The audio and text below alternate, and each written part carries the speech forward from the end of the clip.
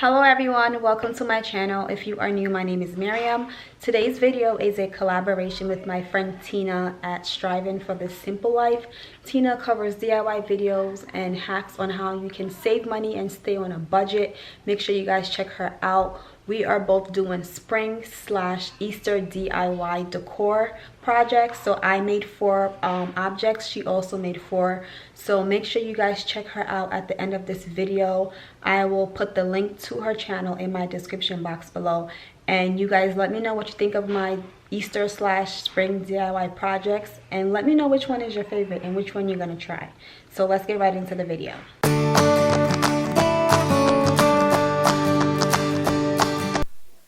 For the first project, you're going to need a bag of Easter eggs. I got this pack from the dollar store, of course. And in the pack, it comes with 18 pieces of eggs. They're plastic. So you're going to arrange your Easter eggs into the shape of a circle. I had to do this because I could not find a wire wreath where I was, so I had to do this from scratch and try to kind of form a circle with the Easter eggs. So if you can find a wire wreath, use that instead because it'll be a lot easier. But if not, just use your eggs in the shape of a circle.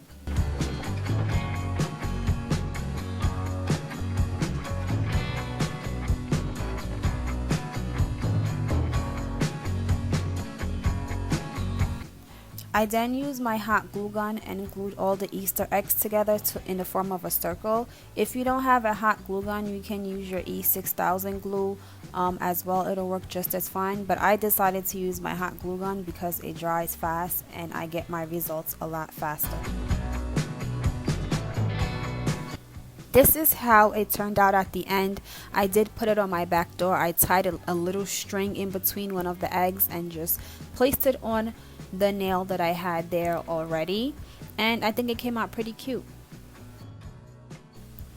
For this next project, I'm starting off with a basket that I got from the dollar store, and I'm going to cut the basket in 2 separate areas just so I'm able to fold it in. And you'll see me fold it in just so I know exactly where to glue it in place. And to glue it together, I'm using my hot glue gun. You have to put a generous amount just to make sure that it stays and doesn't move. And after you apply the glue, you're going to have to press it and hold it a little bit longer than usual because the material is very coarse, and you don't want it to fall apart or come apart later on in the day or later on after you're finished with your project. So then I'm going to poke 2 holes in the back of the basket. I'm going to poke these holes because that's how I'm going to be able to hang it up or hang it, hold it up. I'm going to use those strings that I got, the rope that I got from Dollar Tree as well. And I'm just going to string it through the back of it just so I'm able to tie it at the end. You're going to probably have to cut in it twice because the material again is very coarse. And if you're still with me, if you're still watching this video, just comment down below here so I know that you're still here with me. It really helps me out a lot. So if you're still here, just comment down here and let me know which one is your favorite so far. So I was finally able to pull the rope through after struggling. And now I'm just going to tie it in place, and that's what I'm going to use to hang it up later on. Now I'm going to glue my flower foam onto my flower holder or the basket. And initially I glued this downward at the bottom, but it didn't stay, and then I ended up having to glue it towards the back. This is the flower that I'm using, that I also got from the dollar store. And I'm just going to cut the stems as usual. You guys see this in all my videos. I cut the stems off just so I'm able to place the flowers where I want them. And then I'm just going to place it onto the flower foam. I'm going to distribute them the way I want it.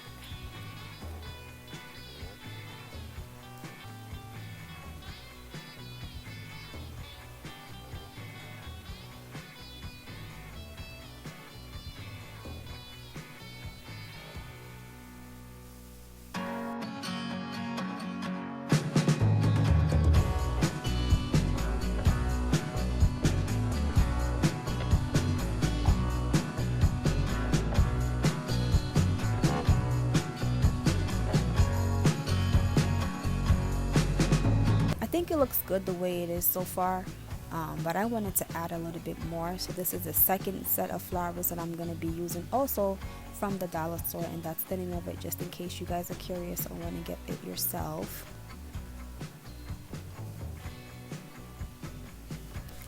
And this is how it turned out. I think it came out cute, but I think I'm going to add a little bit more to the top. The next project, I'm starting off with an old picture frame that I had, and I'm just going to trace the interior of that frame just so I get an idea of where my picture or whatever I'm making is going to sit, or how it's going to show. And then I'm going to remove the backing of the picture frame, just so I have that when I do finish whatever I am making. Now I'm going to trace the inner circle of the picture frame, because that gives me an idea of how much space I have to work with. After I trace that, I'm going to then cut that out, and I'm going to cut it out with my scissors. And when you cut in it, just make sure that you don't cut the circle too small. I would recommend that you cut outside of where you drew, as opposed to cutting into the pencil. Next, you're going to glue the paper that you just cut out onto the picture frame, and that circle that you drew is going to be your guide. So when you glue the paper onto the frame, you're going to make sure that you glue it within that circle that you drew onto the backing of the picture frame. Next, you're going to paint the paper black. I'm using my chalk paint because that's what I had, but you can use any color that you wish to use. And I'm going to just paint that all over. Don't worry about not getting the corners, because the corners is not going to show. You just have to worry about getting that white piece of paper covered in all black.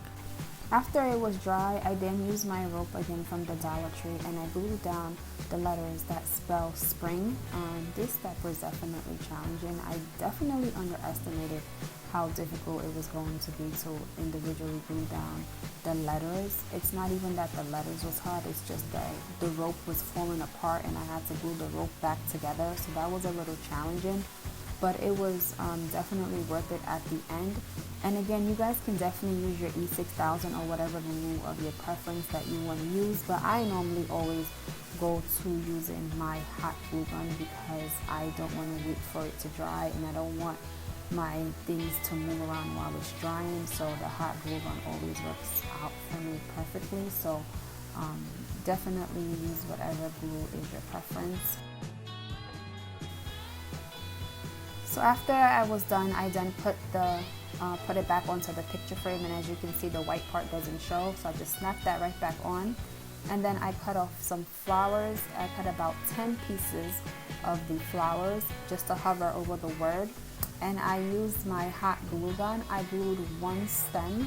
I put the hot glue in one stem and then placed it exactly onto the frame, and this is how it turned out in the end. For my final project, I'm starting off with this vase that I had spray painted silver a while ago, and I'm also going to be using this rope also from the dollar store.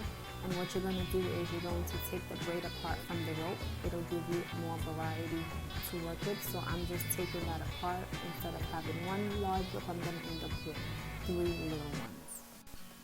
Next, I'm going to grab my rope after I unraveled it, and I'm going to hot glue it around the base. You don't have to glue each strand of rope. You just have to put glue at the beginning and then wrap it around, and then you can glue at the end as well when you get to the top of the base.